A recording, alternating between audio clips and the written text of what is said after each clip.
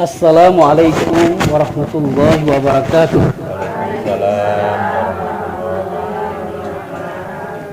Alhamdulillahi wahibil atiyah, wassalatu wassalamu ala sayyidina Muhammadin khairil bariyah wa ala alihi wa sahbihi dawin nufusid dakiyah. Asyhadu an la ilaha illallah wahdahu la syarikalah wa asyhadu anna Muhammadan abduhu wa rasuluh la nabiyya ba'dah, amma ba'du. Puji syukur marilah sama-sama kita panjatkan kehadirat Allah Subhanahu wa taala, karena atas perkenannya lah saya hari ini bisa bertemu dengan ibu-ibu. Sebelumnya belum pernah ketemu ya Bu ya. Saya juga saya duga-duga nih kok bisa ketemu hari ini ya. Sesuatu yang kita tidak rencanakan, tidak kita duga-duga, namun sebenarnya sudah tertulis di adali, di alam adali Allah sudah tertulis ada pertemuan ini, dan hari ini baru terjadi. Dan alhamdulillah sekali ya, bersyukur kepada Allah, apa yang telah ditulis oleh Allah itu adalah sesuatu yang baik, sesuatu yang nantinya akan membawa keberkahan bagi kita bersama. Amin. Kemudian selawat beriringkan salam. Marilah sama-sama kita sanjung sajikan keharibaan Nabi besar Muhammad sallallahu alaihi wasallam. Kita sanjung Bu, dalam artian kita besarkan nama beliau.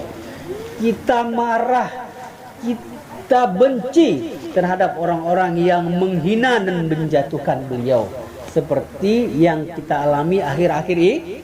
Pernah dengar di televisi? Pernah ya, apalagi sekarang sudah ada di media sosial ya. Prancis bahkan didukung oleh presidennya menghina Rasulullah sallallahu alaihi wasallam. Maka sanjung itu termasuk adalah rasa benci kita terhadap orang-orang yang menghina Nabi. Kemudian disajikan, makna sajikan adalah bukan hanya sanjung-sanjung saja, bukan hanya demo-demo saja ketika Rasulullah dihina oleh orang lain, bukan marah-marah saja, tapi makna disajikan adalah mentaati segala perintah yang telah diperintahkan oleh Rasulullah, baik itu perintah melakukannya ataupun perintah melarangnya. Itulah maknanya kita sanjung sajikan. Kemudian selawat dan salam juga kepada keluarga beliau serta al-sahabatnya sekalian. Ibu-ibu sekalian, jika ingin mengambil contoh keikhlasan Bu, maka bacalah riwayat para sahabat dan keluarga Rasul.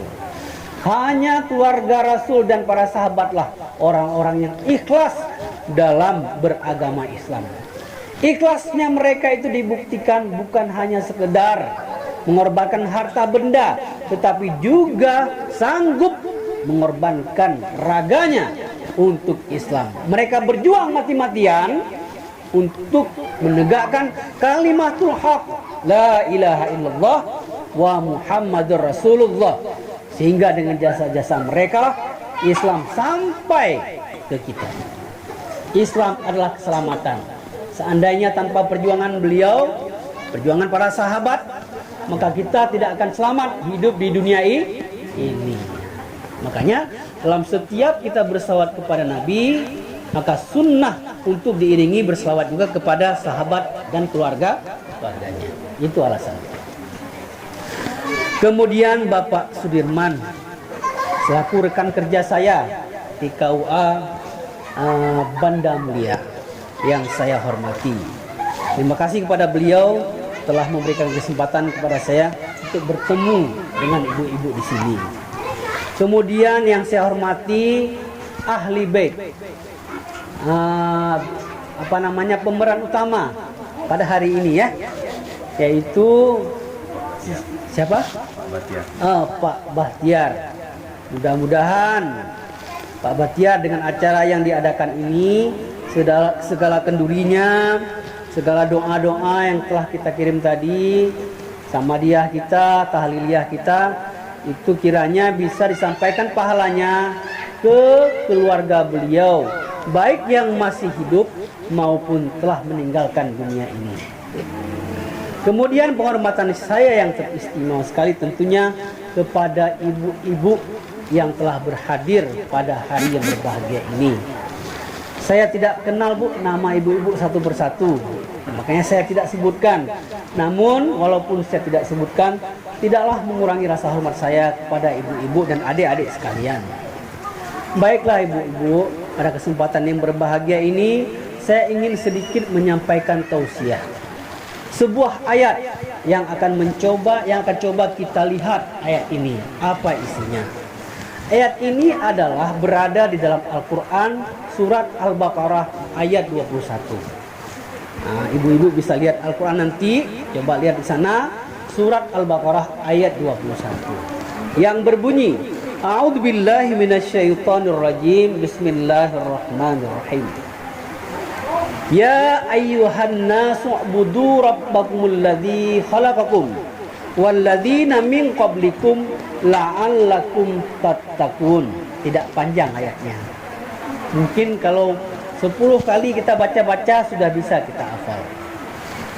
Ya ayyuhan nasu ubudu rabbakumul ladzi khalaqakum walladzina min qablikum la'allakum tattaqun. Tattaqun. Yang artinya di dalam ayat itu Allah memanggil, wahai manusia, sembahlah Tuhanmu, Tuhan yang telah menciptakan kamu dan menciptakan orang-orang sebelum kamu. Mudah-mudahan kamu menjadi orang yang bertakwa. Yang pertama sekali isi dalam ayat ini adalah, di dalam ayat ini mengungkapkan tentang tujuan hidup kita manusia. Ibu-ibu, kita kan hidup nih Bu ya.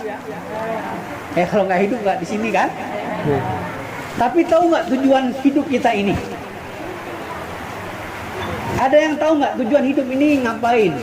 Apa tujuan hidup kita? Pernahkah kita bertanya seperti itu?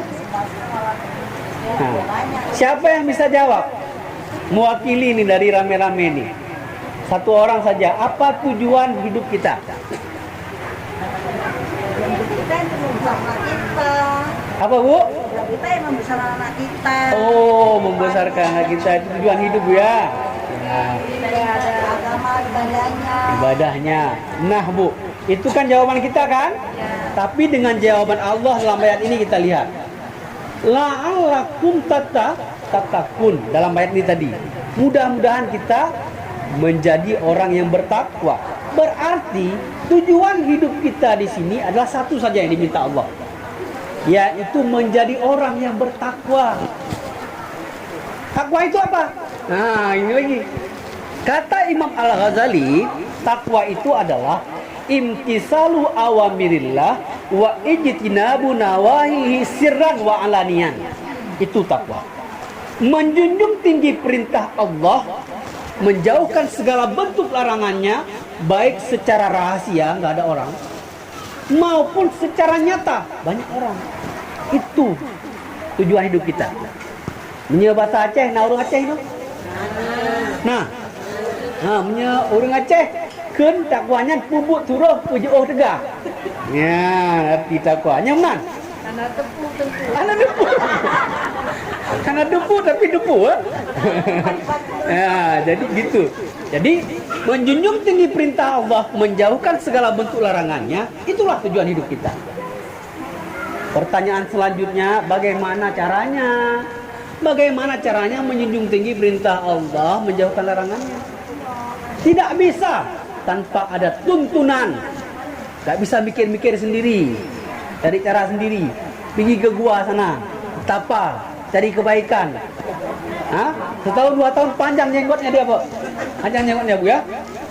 Karena panjang jenggot ya, turun dia dari gua sana, dipikir ibu-ibu, anak-anak, wah ini ustadz kayaknya nih, jenggotnya panjang kali kan gitu. Dicium tangannya, wah kayaknya aku udah pantas nih jadi ustadz. Disebarkanlah ilmu-ilmu yang dapat di goa. Siapa gurunya di goa? Setan. Setan gundurwo tahap apa yang diajarin sama dia, sehingga dia membanggakan dirinya Bu. membanggakan dirinya, wah kayaknya ini rasul aku nih, nabi aku nih, aku bermimpi di gua, kan gitu. Itulah ciri-ciri aliran sesat. Nah, untuk menjunjung tinggi perintah Allah, menjauhkan larangannya, tidak bisa seperti itu. Harus ada tuntunannya. Di dalam ayat tadi, dalam ayat tadi nih, ya ayuhan nasu budu rabbakumul ladzi. Su'budu itu artinya sembah. Jadi untuk mencapai takwa tadi, sebelumnya kita disuruh menyembah. Menyembah Tuhan. Jadi nggak boleh hidup nggak bertuhan. Kalau bahasa kerennya ateisme katanya Bu. Ajaran-ajaran yang tidak percaya terhadap adanya Tuhan di dunia ini. Nggak boleh seperti itu. Kita yang pertama disuruh sembah Tuhan. Nah, Tuhan mana yang kita sembah? Dalam ayat ini juga. Ya ayyuhan nasu budulladzi khalaqakum walladzina min qablikum. Yang disembah itu adalah Tuhan yang menciptakan kamu dan menciptakan orang-orang sebelum kamu, bukan Tuhan yang kamu sendiri menciptakannya. Selain agama Islam, ibu-ibu, semua agama itu menyembah Tuhan yang Tuhan itu dibuatnya sendiri. Contohnya agama Kristen. Siapa yang jadikan Tuhan? Manusia. Yesus dijadikannya Tuhan. Bukan Tuhan seperti itu. Apalagi yang agama lain, agama Buddha, agama Hindu, patung-patung kan disembahnya kan. Dulu ada sejarah itu. Umar kan, Sayyidina Umar duduk di masjid nangis. Habis nangis ketawa. Ditanya sama orang, singkat saya cerita ya. Kenapa nangis Sayyidina Umar? Dia menangis karena dia bodoh. Terus ketawa kenapa? Ketawa juga karena bodoh. Karena bodoh dia. Udah masuk Islam itu ya. Yang pertama dia bodoh karena dia menangis karena bodoh karena dia membunuh anaknya sendiri. Pernah dengar Bu ya? Ya. Kemudian kebodohan yang kedua dia tertawa karena dia makan Tuhannya. Kenapa dia makan Tuhan? Karena Tuhannya dibuat patung kan? Nah patung itu dibuat dari tepung kue. Nah pada satu saat lapar semua, ya kemarau, nggak ada yang bisa dimakan. Akhirnya tangan Tuhan dimakan sama mereka. Nah, hidung Tuhan dimakan. Itu karena kebodohan. Yang disuruh sembah oleh Allah dalam ayat ini adalah Tuhan yang menciptakan kamu dan menciptakan orang-orang sebelum kamu. Hanya agama Islamlah yang menyembah Tuhan seperti itu. Makanya di dalam surat Ali Imran ayat 19 Allah berfirman, Inna dina indallahil Islam. Hanya agama Islamlah yang diridai di sisi Allah. Hanya agama Islamlah yang diridai di sisi Allah. Kenapa? Karena hanya agama Islamlah yang menuhankan Allah. Nah ini kata-kata sembah. Tetapi Ibu pertanyaannya, sudahkah kita menyembah Allah? Kita menyembah Allah apa beriman kepada Allah? Sudahkah kita menyembah Allah? Kita lihat ini ya. Kita lihat penjelasannya. Kata-kata sembah pada prakteknya disebut ibadah. Seperti Ibu bilang tadi, tujuan ini ibadah. Jadi untuk sampai kita ke takwa, kita harus melakukan dulu tata cara menyembah Allah, yaitu melakukan ibadah. Mana ibadah dalam Al-Quran? Di dalam Islam. Di dalam Islam, ibadah yang kita lakukan mana? Yaitu yang ada di dalam rukun Islam yang di sini rukun Islam berapa, Bu? 5, Bu. Di kampung Bapak 5 masih? Masih 5 kan? Alhamdulillah. Enggak, Bu, soalnya waktu saya bimbing Jatim ada yang bilang 6 kan? Padahal terbalik ya. Dia mau bilang rukun iman itu ya. Tapi alhamdulillah di kampung saya juga masih rukun Islamnya 5 ya. Ya alhamdulillah. Nah itulah, melaksanakan segala rukun Islam yang 5 itu disebut ibadah. Yang pertama adalah apa, Bu? Rukun Islam yang pertama, mengucap 2 kalimat syahadat. Asyhadu an la ilaha illallah wa asyhadu anna Muhammadar Rasulullah. Asyhadu an la ilaha illallah itu adalah syahadat tauhid namanya. Syahadat tauhid itu laksana sebuah bangunan. Dia itu adalah pondasinya. Jadi rukun iman ini, rukun Islam ini itu ibarat bangunan. Buniyal Islamu ala khamsin. Dibangun Islam ini atas 5 dasar. Nah, yang pertama syahadah itu umpamanya adalah pondasinya. Kemudian syahadah rasulnya, wa asyhadu anna Muhammadar Rasulullah, itu laksana atap, pelindung. Jadi Nabi Muhammad itu adalah pelindung kita. Wa ma arsalnaka illa rahmatan lil alamin, gitu Allah. Tidaklah aku utus Muhammad melainkan memberi rahmat ke seluruh alam.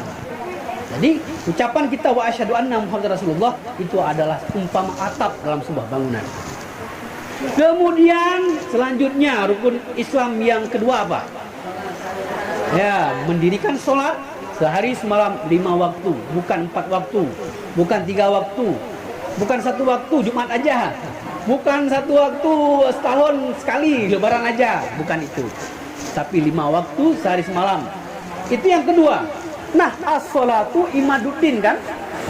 Sholat itu tiang agama. Jadi ibarat bangunan, sholat ini tiangnya. Nggak bisa berdiri bangunan tanpa ada tiang. Itu yang kedua. Kemudian yang ketiga apa, Bu? Puasa di bulan Ramadan ya, bukan di bulan Syawal ya. Di bulan Ramadan berapa hari? 30 hari kadang-kadang, ada 29 hari kadang-kadang. Itu wajib hukumnya. Kalau nggak puasa berarti dosa. Kalau ada halangan qadha. Nah, itu ya. Itu puasa. Nah, puasa dalam sebuah bangunan itu ibarat dinding. Asyamu junnah, kata Rasul. Puasa itu dindingnya. Sekarang kalau bangunan ada tiangnya, bisa berdiri nggak? Bisa ya. Nggak ada dinding nih, bisa berdiri ya. Nggak ada dinding tapi bisa, ada tiang aja. Bisa kan? Bisa. Kalau kita tidur di dalamnya, bisa nggak? Bisa, Bu. Tapi rentan penyakit karena masuk angin. Jadi puasa ini ibarat dinding biar manusia Islam itu tidak sakit. Orang Islam tidak puasa itu dinamakan sebagai Islam sakit. Apanya yang sakit? Jiwanya, Bu. Jiwanya sakit ya. Makanya fungsi puasa itu adalah menahan diri daripada hawa nafsu, itu adalah jiwa. Jadi kita sering mikir yang enggak. Asik makan yang kita pikirin. Nah, makanya disuruh puasa. Nafsu itu bikin penyakit. Pengen punya apa? Nmax. Punya Nmax misalkan ya. Orang lain udah punya. Nah, kita masa nggak punya sih? Akhirnya suaminya jadi ninja sawit kan? Seperti itu. Nah, itu puasa. Jadi puasa ini fungsinya adalah untuk menahan diri kita daripada hawa nafsu. Di dalam ibarat sebuah bangunan dia dindingnya. Nah, kemudian apa? Selanjutnya apa, Bu? Yang keempat ya. Yang keempat rukun Islam apa? Zakat. Ya, zakat apabila sudah sampai nisab dan tahunnya ya. Nah, ibarat dalam bangunan ini, zakat ini sebagai pembersihnya, Bu. Rumah ada tiangnya, ada atapnya, ada pondasinya, ada dindingnya, tapi rumah nggak pernah disapu. Apa namanya itu? Laba-laba banyak di atas. Namanya nggak pernah dipel ya. Jadi zakat ini sebagai pembersihnya sebuah bangunan tersebut. Apa yang dibersihkan, Bu? Yang dibersihkannya jiwa, itu namanya zakat fitrah. Yang dibersihkannya harta, zakat mal atau zakat harta. Itulah arti daripada zakat. Zakat itu asal kata daripada zakat, yaitu bersih artinya. Jadi kalau nggak ngeluarin zakat, itu nggak betah. Malaikat nggak mau datang ke rumah orang itu. Ya, Islamnya itu kotor. Makanya kalau ada lembu, ya, kalau udah sampai waktunya, besok waktunya sampai, nisabnya sudah sampai, jangan dipotong lembunya. Nah, itu menghindari zakat. Nah, boleh aja. Tapi nanti kita dibakar di neraka ibarat dalam buci. Ketika kita protes, loh, kenapa saya dibakar? Kan? Nah, saya nggak bakar kamu, tapi saya bakar guci. Tapi panas juga kan? Seperti itu. Orang yang menghindari zakat seperti itu. Zakat yang keempat dalam Islam, ibarat sebuah bangunan tadi, dia sebagai pembersihnya. Ya. Kemudian yang terakhir adalah haji bagi yang Ini sudah ada Ibu Hajar di sini. Insya Allah, amin ya Allah. Udah mampu semua? Nah ini bukannya nggak ada hajah, tapi nggak ada udah nggak mampu. Asik bilang nggak mampu. Kita nih orang Aceh nih, khususnya walaupun kita orang Jawa tapi tinggal di Aceh, kita nggak mampu pergi haji tapi tanahnya banyak, nuhunnya banyak, nggak mampu saya. Aleh kepul bilangnya. Nah itu hati-hati tuh, hati-hati, jangan asik beli emas aja, ya, jangan asik beli emas, beli sawah, beli tanah, ya. Oh Mas Santo jangan dibeli ya, jangan dijual Mas Santo. Nah, artinya, saya mau katakan bahwa ibadah haji di dalam Islam kita itu dia adalah ibarat pengorbanan. Jadi di dalam memeluk agama Islam kita, di dalam kita jaga rumah kita itu, kita harus rela berkorban. Kalau datang orang pengen bakar rumah kita, kita siap mati. Ya. Ingin membunuh anak kita, istri kita siap mati. Ibadah haji juga disebut dengan hari raya kurban. Kurban itu asal kata dari qarabah, yang artinya adalah dekat. Jadi orang melaksanakan ibadah haji itu adalah orang yang melakukan proses pendekatan dirinya dengan Allah Subhanahu wa Ta'ala. Kenapa bagi yang mampu?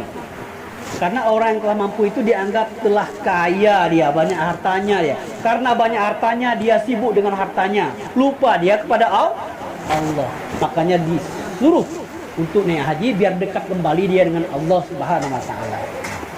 Itu pengertian daripada ibadah haji. Kurban harus merelakan harta kita demi untuk mendekatkan diri kita untuk melakukan ibadah haji. Kemana Bu pergi ibadah haji?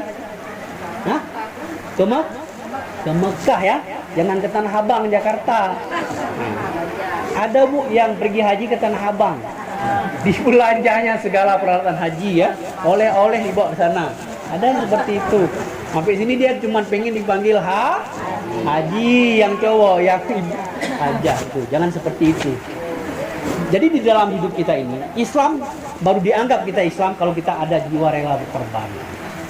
Sakit sedikit Bu, nggak mau sholat. Kenapa nggak puasa? Sakit hidung. Apa masalahnya sakit hidung sama puasa? Ya kan? Masa sakit hidung nggak puasa? Seperti itu. Jadi rela berkorban nggak seperti itu. Nah ibu-ibu sekalian, makna daripada menyembah Allah tadi, menyembah Tuhan dalam ayat tadi itu adalah ibadah itu. Jika sudah cukup syaratnya, kita harus melakukannya.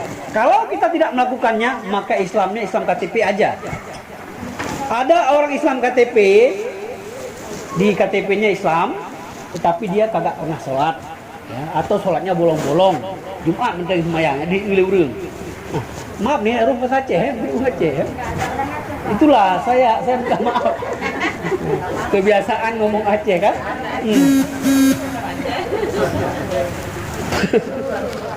Nah jadi Bu, seperti itulah cara kita menyembah Allah itu harus melakukan ibadah jika sudah cukup syaratnya.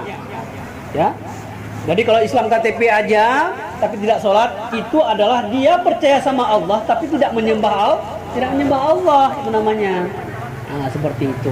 Nah Bu, perhatikan kata-kata yang terakhir tadi pada kata-kata takwa itu mudah-mudahan Bu, mudah-mudahan menjadi orang yang bertakwa. Belum pasti Bu, belum pasti kita menjadi orang takwa. Udah bersyahadah, udah sholat, udah puasa, udah zakat, udah haji, belum pasti. Baru mudah-mudahan. Biar pasti lihat dulu nih, Allah lihat dulu nih, sholatnya bener kagak nih? Sholat yang dilakukannya ini ada ilmunya enggak? Apa sholat aja? Fatihahnya betul apa tidak? Dia tahu enggak ini rukun, sunat dalam sholat, tahu tidak? Lihat dulu. Oleh karena itu, karena persoalan itulah Rasulullah mengatakan talabul ilmi faridatun ala kullil muslimin wal muslimatin. Menuntut ilmu itu wajib bagi orang perempuan dan laki-laki yang mengaku dirinya Islam. Arti wajib itu bukan kalau kita nggak lakukan, kita nggak sampai tujuan tadi, kita nggak menjadi orang takwa. Itu artinya wajib. Jika kita lakukan, kita akan mendapatkan apa? Wajib. Arti pahala itu adalah kebahagiaan. Kenapa bahagia? Karena sampai tujuan, nggak kesasar. Mana rumahnya? Yaitu surga. Sebaliknya apabila kita tidak lakukan, maka kita akan berdosa. Arti berdosa apa? Tersesat kita. Tersesat larinya kemana? Ke neraka. Itu artinya wajib. Makanya Rasulullah wajibkan. Di dalam agama Islam, agama kita, segala sesuatu yang diwajibkan itu adalah kembali manfaat besarnya kepada diri kita. Jadi bukan diberat-beratkan Allah, kita enggak. Allah kasih solusi melalui Rasulnya. Ini loh caranya biar kamu nyampe tujuannya, yaitu apa tadi? Kamu harus belajar ilmu agama dan wajib hukumnya. Nah, itu makna wajib. Kalau nggak kita lakukan, kita nggak sampai tujuan. Yang sunat itu kalaupun kita tidak lakukan nggak apa-apa. Kalau wajibnya sempurna, siapa yang bisa jamin sempurna wajibnya? Tidak bisa jamin. Karena nggak bisa jamin, maka sunat-sunat pun kita lakukan. Mudah-mudahan dengan ibadah sunnah ini dapat menambal ibadah-ibadah wajib yang tidak sempurna. Nah, seperti itulah. Jadi syaratnya kita harus menuntut ilmu agama. Di ilmu agama itu wajib. Saya udah tua. Allah nggak melihat tuanya. Yang penting maunya. Lebih baik terlambat daripada tidak sama sekali.